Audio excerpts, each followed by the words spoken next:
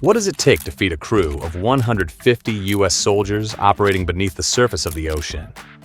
Unlike modern surface vessels, a nuclear submarine does not have the luxury of restocking, nor does it have the space to carry a wealth of supplies. But specialized culinary professionals, working in incredibly small environments, manage to feed these troops at least 3 times a day. So how do U.S. nuclear submarines cook food underwater for months? How do they store it? And when supplies run low, how do these chefs manage to ensure each sailor gets the right nutrition to sustain them when war might be coming? And why are women rarely deployed on these submarine missions? Or how do they dispose of trash? Aboard a U.S. nuclear submarine, the galley or kitchen is always present. Unlike aircraft carriers, these kitchens are a fraction of the size, often only being about the size of your pantry or walk-in closet. This limited space makes it quite a situation to cook meals, especially when you must put down almost 500 plates each day. Generally, 3 or even 4 chefs can be present on board, and they have one goal to ensure that every person on the submarine gets some kind of meal. Chefs will often work alone or in pairs, allowing the others to get some much-needed rest. Essentially, they work in shifts, which optimize productivity and ensure that each time a meal is prepared, it is done to the best of the ability of the chef. If the sub only relied on a single chef, it is natural that the quality of meals would take a very big drop at some point along the way. One crucial element of a submarine is the method used for cooking. Since open flames are not permitted inside these submarines, electrical cooking methods are preferred, allowing chefs to present hot meals without creating any kind of risk for those aboard the vessel. Moreover, all the appliances inside the kitchen are also electric, which is powered the same way as other instruments aboard the vessel. These nuclear submarines use, well, nuclear power as the name suggests, and it can keep the vessel active for almost 2 decades in various specific vessels. But a mission is usually no longer than 90 days. This means that if the ship has 150 sailors, each of them needs to be fed 3 times per day for 90 days. Simple math tells you that it is about 450 meals per day, and for the total 90-day mission. By the end of the mission, chefs would have already served about 40,000 meals in total. But none of these are simply pre-packed and only need to be warmed. In fact, the U.S. Navy prefers giving their sailors highly nutritious meals that keep the morale as high as possible. But to create so many meals, you need resources, and as we have already mentioned, a submarine cannot replenish its resources when running low. Once something is finished, that's it, and they will need to live without this specific product. So how does the U.S. Navy store all these products? The process of procuring food starts even before the submarine has left the port. Each sub needs to be resupplied with the right number of resources that are designed to ensure that each person gets a nutritious meal. Since the submarines are small and storage space is limited, you will find a few large freezers that take up most of the internal space in the galley. They will be stocked with common perishable foods like meats and fresh vegetables. Yes, U.S. sailors actually get to eat fresh meals each day, or at least for as long as possible. But this is not just simply a few food packs thrown together, and now the chef needs to make something. The United States invests a fair bit of resources into hiring nutritional experts. These professionals will assess the sailors and look at how long they are supposed to be at sea. Once the determination has been made, they will plan out each meal to ensure that it offers enough nutritional value and ensure that each sailor is efficiently fed. It can be a costly exercise, as many reports have already ripped apart the British Royal Navy for sending sailors on submarine missions with food shortages, leading to horrendous rationing policies and further exacerbating the issues of being beneath the ocean. Some reports have even suggested that these measures have affected crew capabilities to such a level that sailors themselves had to focus on conserving calories as a way of surviving the 80-day missions. But when it comes to the United States Navy, things are a little bit different, And Uncle Sam uses all your taxpayer dollars to ensure that no soldier needs to resort to calorie conservation when they are aboard a vessel. However, storage remains one massive problem on these vessels, and it is often much easier to just rely on canned foods or food portions denser in calories, but in a smaller package. Usually, the Navy will supply the submarines with a lot of fresh food. And by fresh, we don't mean a piece of steak that has just been cut, but rather meat that has been frozen and stored in one of the many onboard freezers. The chefs would simply take them out of the freezer and let them defrost. These meats will be the first to be consumed and will usually last the sailors a couple of weeks.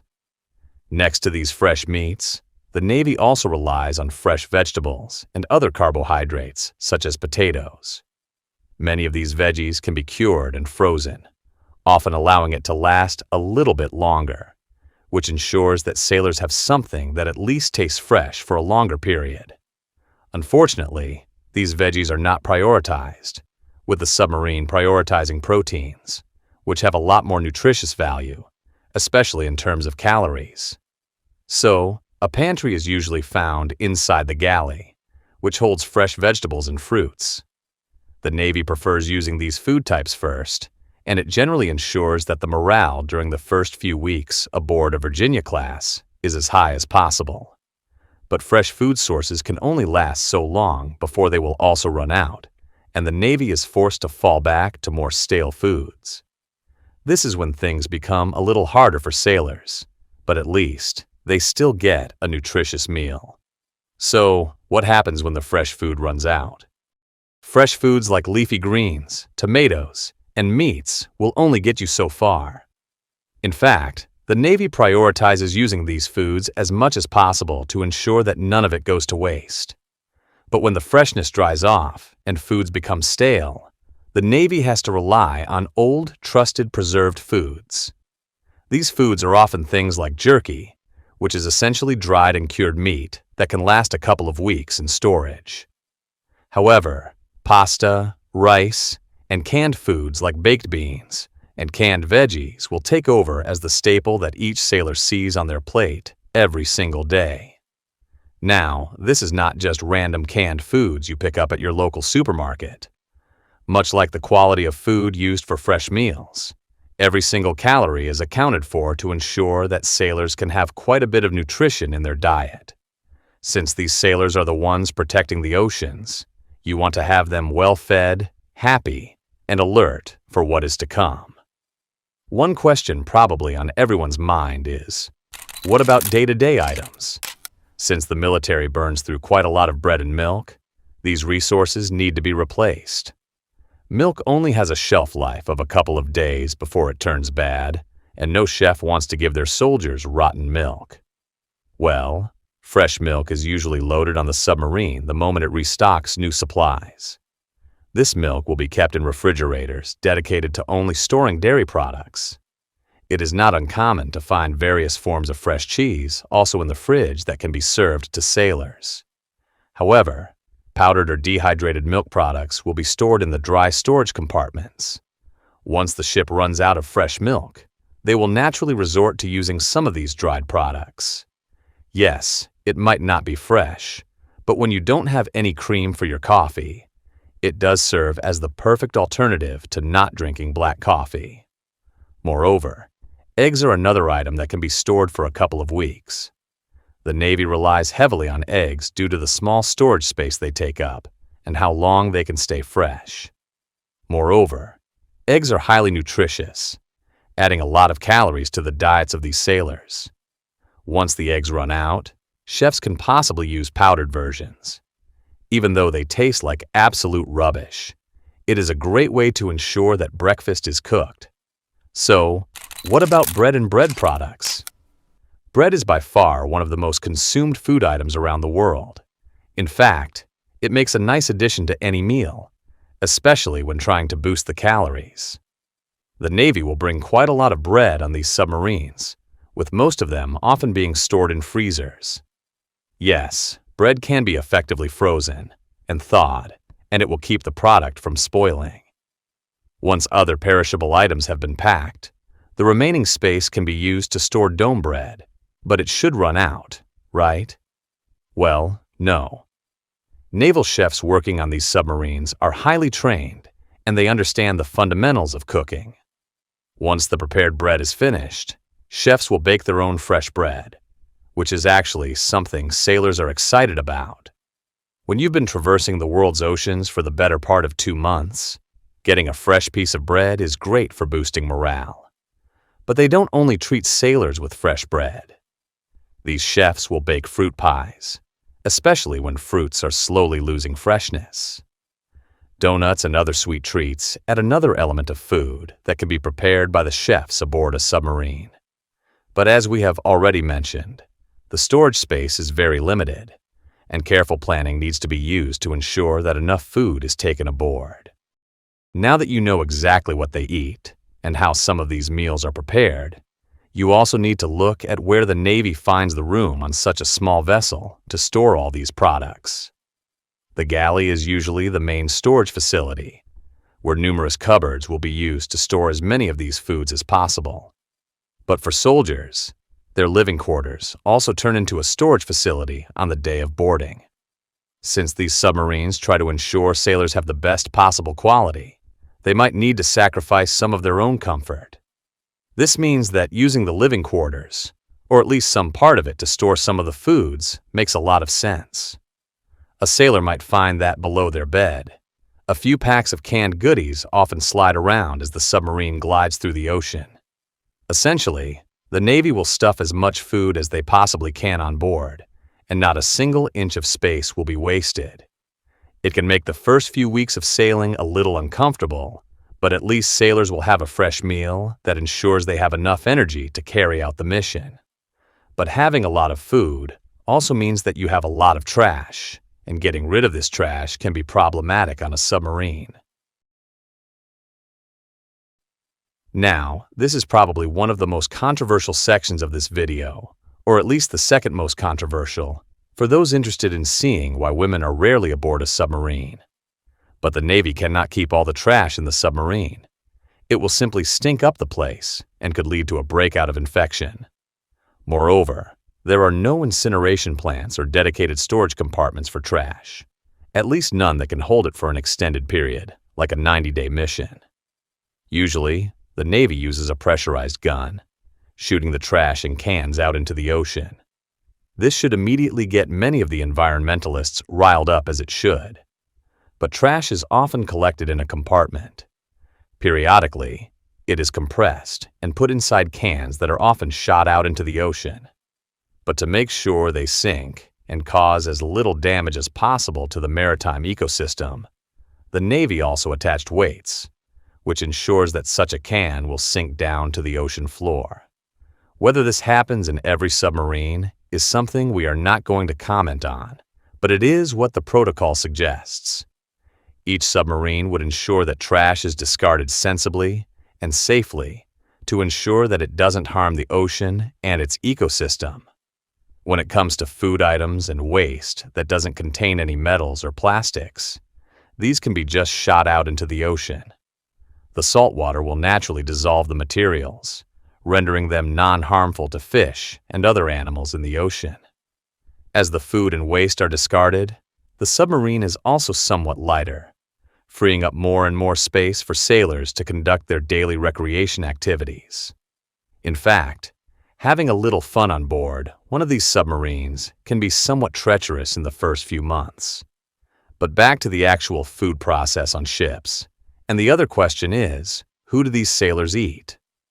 Do they get well-cooked meals, or does it simply turn into the same kind of food you'd find in a rat pack? For the chefs and those helping in the galleys, a typical morning can start around 3 a.m. However, the depth these vessels operate often makes it somewhat impossible to distinguish between day and night. Chefs will wake up and immediately head to the galley. Here, they will look at what foods are available. Since fresh foods need to be used first, the chef will generally follow a pre-planned recipe, which enables them to begin the preparation of the meal. It can easily take a few hours for chefs to cook a decent meal, but by the time the other sailors get up or finish their shift, There is no time for preparations. Mariners who are readying themselves for a shift will often get the first call for food.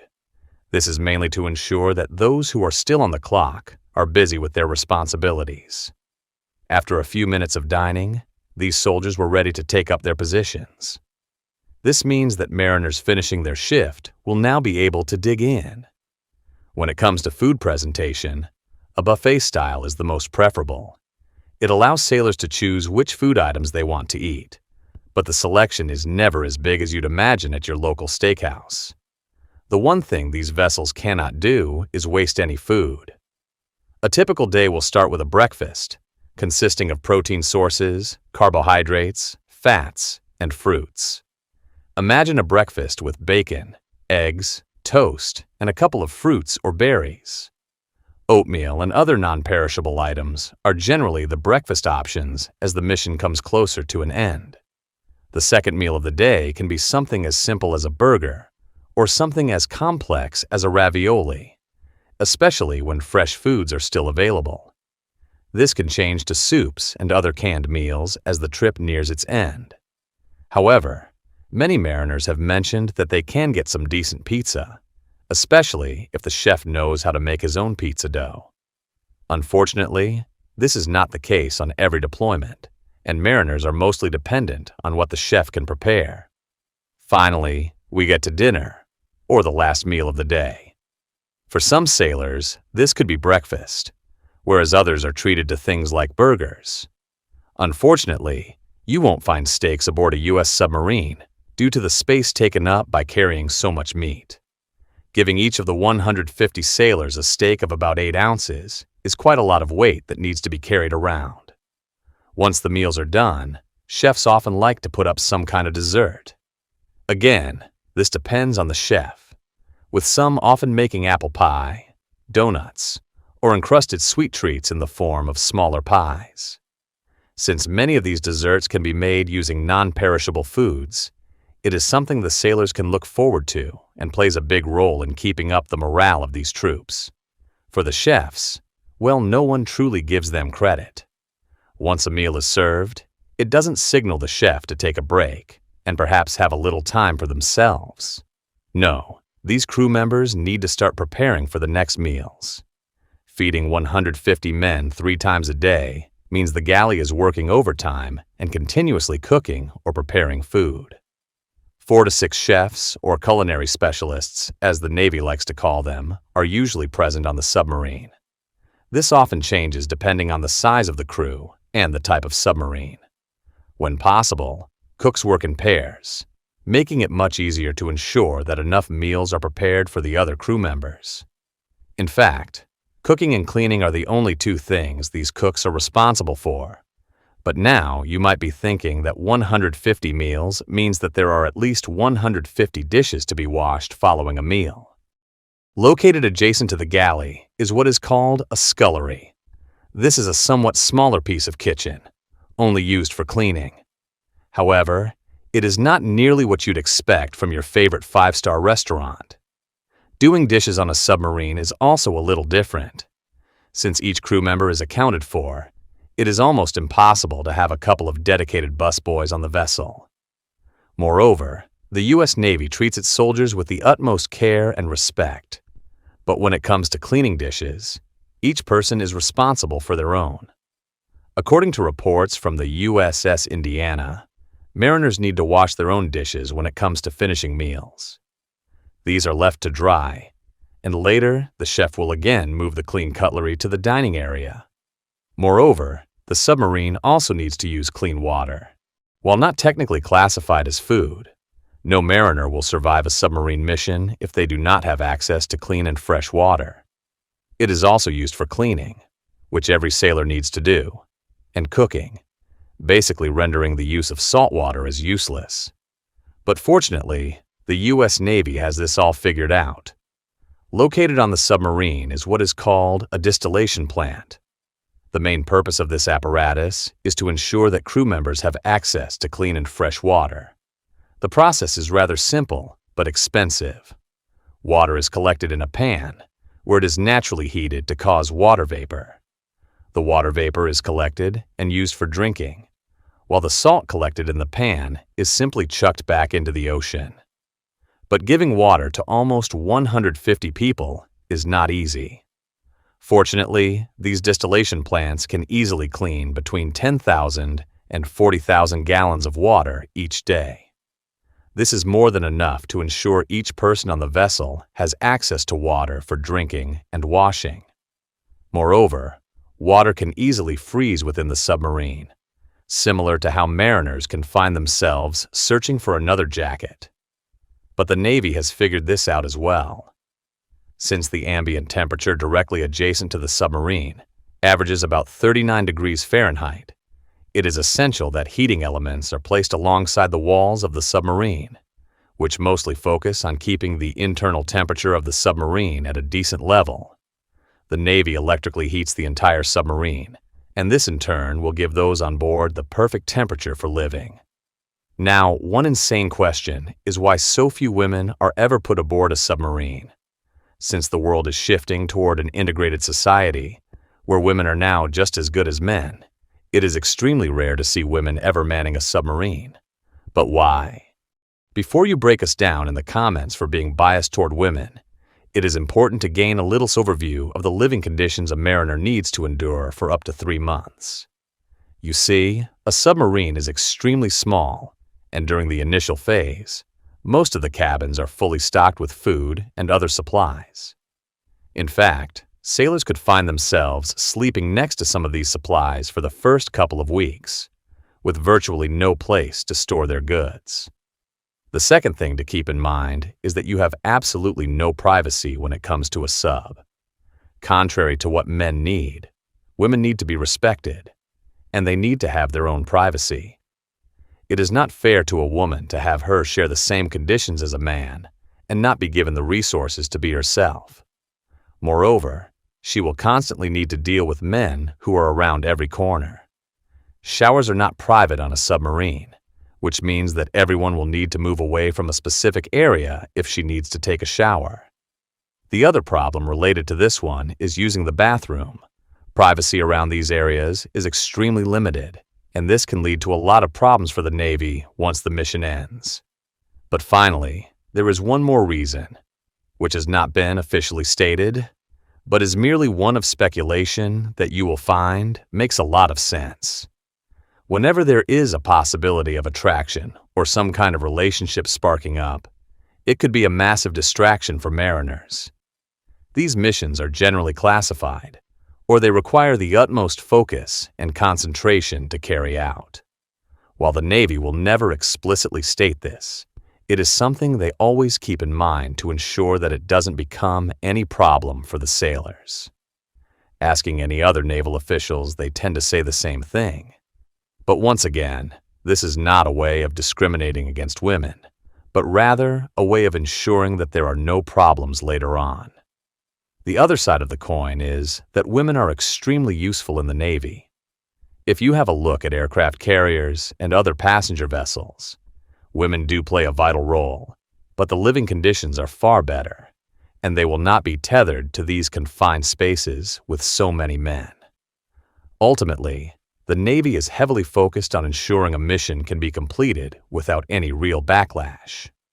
Perhaps establishing a women's-only submarine would make it that much easier for women with ambitions of working in a submarine to fulfill this dream. So, if women are out and sailors get great food, you might occasionally find that something is not up to standard. Maybe a sailor gets a little bit of salt water in their drinks, and now they have to continuously use the toilet. Or they might get sick and start throwing up.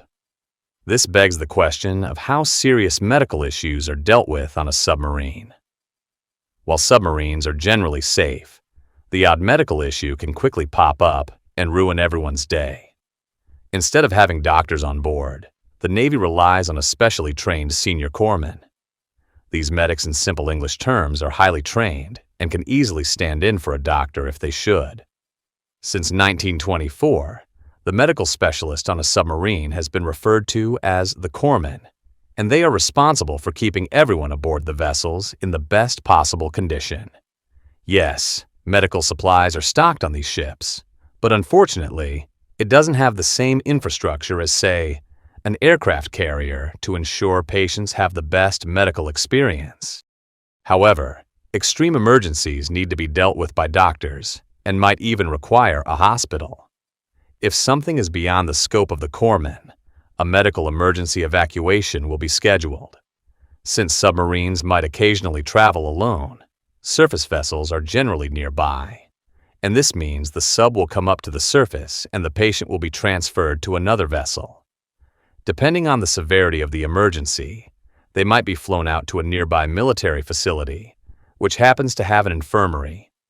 This happens rarely as soldiers are carefully vetted and screened before deployed, which means that the corpsman will often need to deal with minor issues such as headaches and the occasional bruise. Yes, seasickness can also be a problem, but thanks to advances in the medical industry, it is something that can be managed.